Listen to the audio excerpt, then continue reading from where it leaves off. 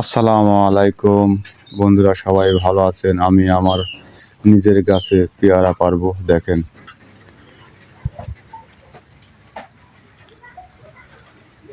কারণ বেশি দূর উঠতে পারবো না, হয়তো অল্পখানি উঠতে পারবো আর উঠতে পারবো না, কারণ আমি ওজনে অনেক বেশি, এই জন্য আর কি হয়তো ডাল ভেঙে যেতে পারে।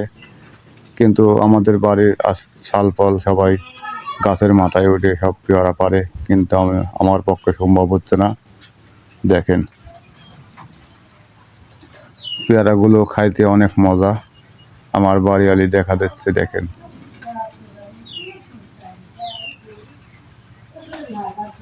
আমি হয়তো বেশি একটা পারতে পারি নাই, হয়তো 10-12টা পেরেছি, আর হয়তো পারতে পারছি না, এই জন্য আর কি নেবে আহার চিন্তা ভাবনা করছি। আর চিন্তা ভাবনা করছি যে দেখি আর 2-1টা পারা যায় কিনা, হয়তো লাঙল পাবো, হয়তো এরকম পরিবেশ দেখি হয় কিনা, এই জন্য আর কি আবারও উঠে গেলাম। দেখেন, ভয়ে ভয়ে পড়তেছে, কারণ ডাল ভেঙে গেলে সমস্যা। হয়তো ভাবছেন ভাই উপরে উঠেন না কেন?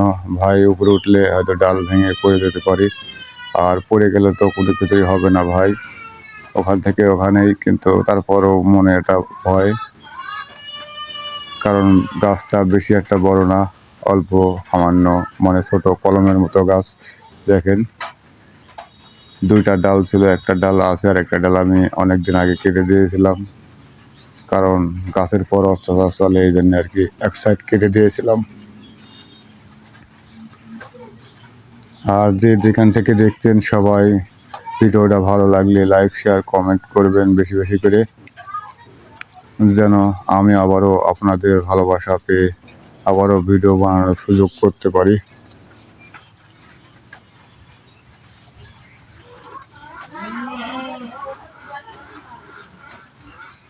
কারণ পেয়ারাগুলি অনেক স্বাদ ভাই, আমি অনেক দিন খাই না ওই পেয়ারা, কিন্তু মনে করলাম আজ বাড়িতে আসি হঠাৎ করে, এই জন্য পেয়ারা গাছে উঠলাম যে পেয়ারা খাবো, কারণ পেয়ারাগুলো অনেক সুন্দর।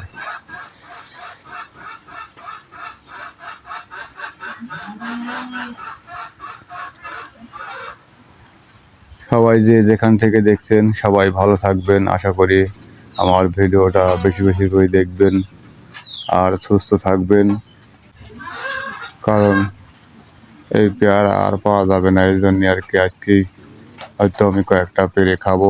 দেখেন।